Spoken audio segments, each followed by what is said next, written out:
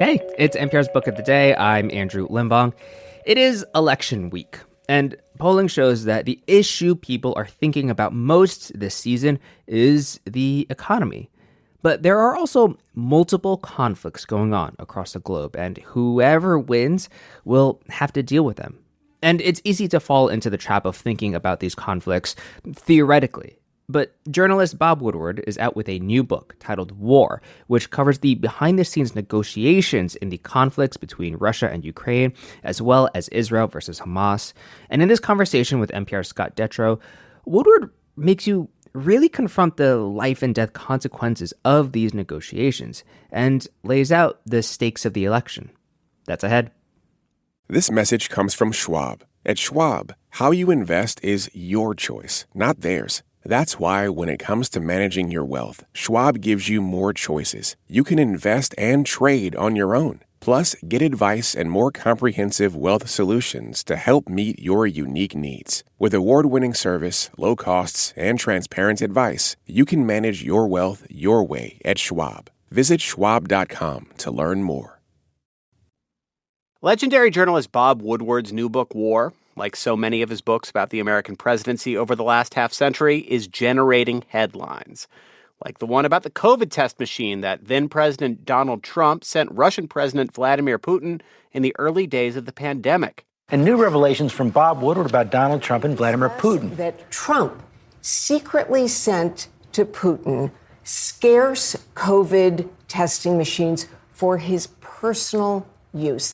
Or the 7 secret phone calls Woodward reports that Trump had with Putin after Trump left office. The two have spoken as many as 7 times since he left the White House, all while... And the detail that Secretary of State Antony Blinken nudged President Joe Biden toward his decision to drop out of the race after that debate in June. A lot of eye-popping details, but these books that Woodward writes are about more than the juicy nuggets that rocket around cable news and social media. They take you into the room where it happened and into the key meetings where major decisions about war and peace are being made. That's especially valuable in an administration like Joe Biden's, which has been so careful and scripted in public appearances. Bob Woodward joins me now. Welcome to All Things Considered. Thank you. I wanted to start with the war in Ukraine, actually, because we knew from public statements from President Biden, from National Security Advisor Jake Sullivan and others, that there were deep concerns about the threat of nuclear weapons. But in the book, you describe detailed meetings where the Biden administration is taking this incredibly seriously. They're very concerned. How real was the threat of nuclear weapons in the fall of 2022? Well, it becomes very vivid because of the intelligence and because of the assessment. It's 50%, a coin flip, as one of Biden's aides says. And the worry is so deep. Oh, my God, we're going to have nuclear use in the Biden presidency, which is the last thing or one of the last things he wants. And so they're all over it. Can you walk us through some of the reporting that you've gathered of the direct phone calls from the Secretary of Defense and others to their counterparts in Russia saying, don't do this?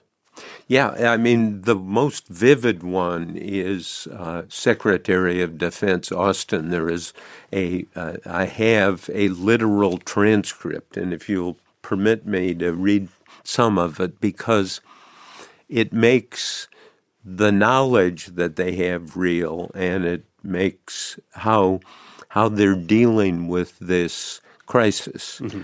And so Secretary of Defense Lloyd Austin, they agree in the NSC, let's call your counterpart Sergei Shoigu.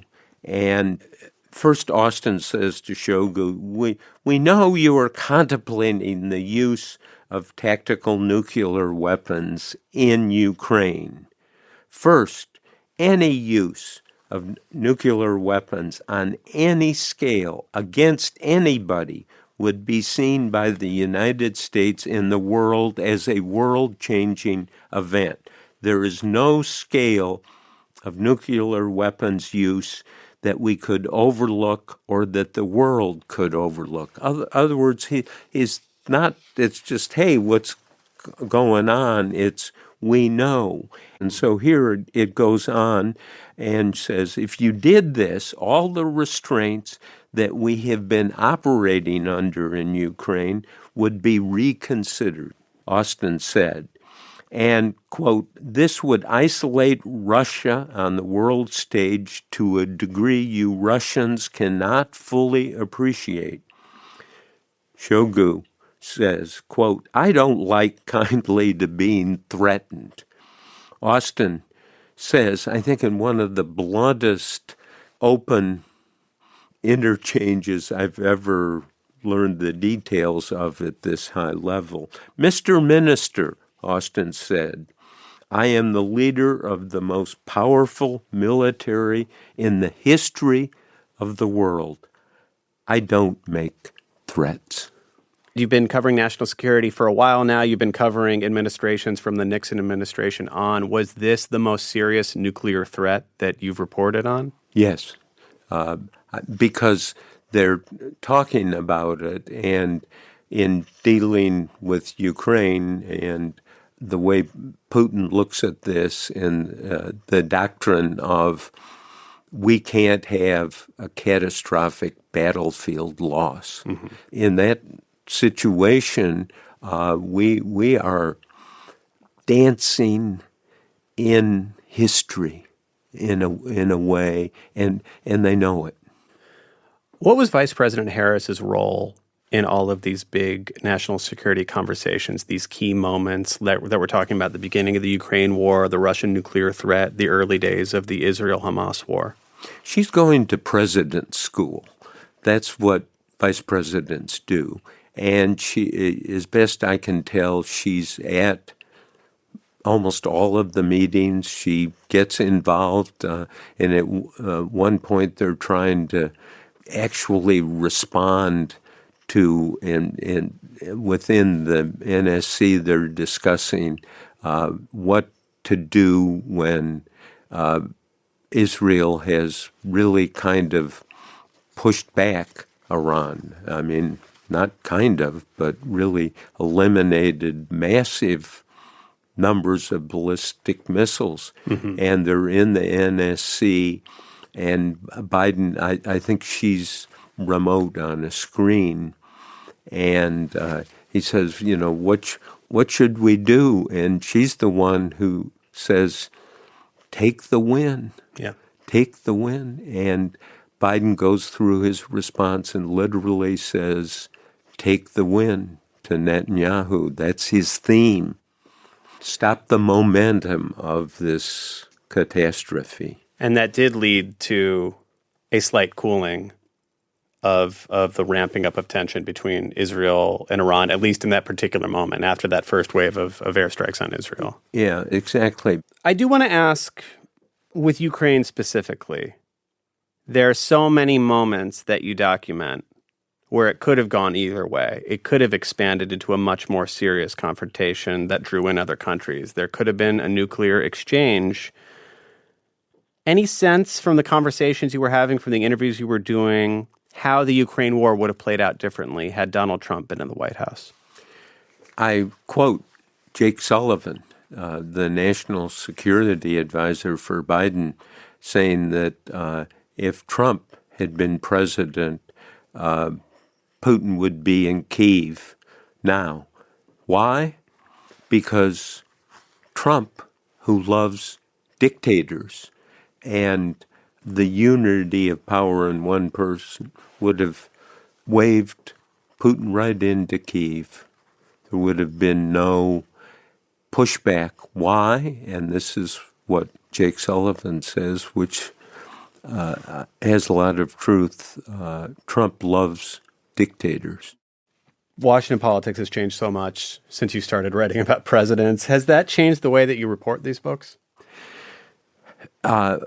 No. I mean, the way to report the book is to report the book and keep calling people, keep doing it, keep going back, keep trying to make sure you give people an opportunity and to state their experience and get notes and documents and take readers as close as possible to not just the language, but the emotions that are emitted in these debates. Do you think it's changed the way people read these books or changed the effect of the books on the political scene? That's a big question. I don't know. Because we just seem to be in a world where very few new revelations seem to affect the political consensus. Well, that's fine, but I think they do. I mean, there's in this book is the information that was not known about Trump sending the COVID testing machines, not just the tests, but the machines to Putin, and the discussion he has with Putin about this. And Putin says, don't tell anyone. And Trump, I don't care. And Putin says, no, don't tell anyone because he's looking out. This is an alliance. And, of course, what do they do? Cover it up. Yeah.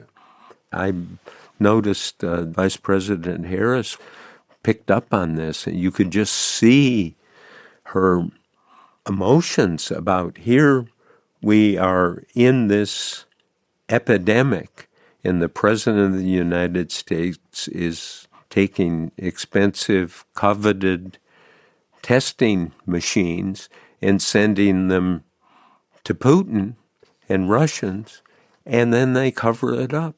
They agree, as is always said, the cover-up is often worse than the crime. Yeah.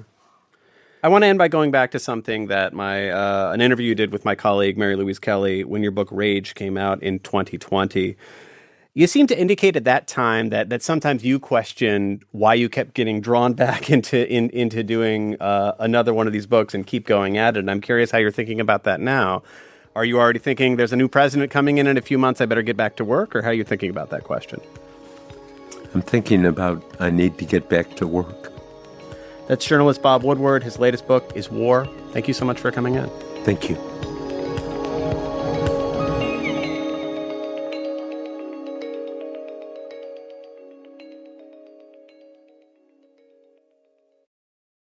Support for NPR and the following message come from Rosetta Stone, the perfect app to achieve your language learning goals no matter how busy your schedule gets. It's designed to maximize study time with immersive 10-minute lessons and audio practice for your commute. Plus, tailor your learning plan for specific objectives like travel. Get Rosetta Stone's lifetime membership for 50% off and unlimited access to 25 language courses. Learn more at rosettastone.com/NPR. Support for NPR and the following message come from Rosetta Stone, the perfect app to achieve your language learning goals no matter how busy your schedule gets. It's designed to maximize study time with immersive 10-minute lessons and audio practice for your commute. Plus, tailor your learning plan for specific objectives like travel. Get Rosetta Stone's lifetime membership for 50% off and unlimited access to 25 language courses. Learn more at rosettastone.com/NPR. This message comes from NPR sponsor Capella University. Capella's programs teach skills relevant to your career so you can apply what you learn right away. See how Capella can make a difference in your life at capella.edu.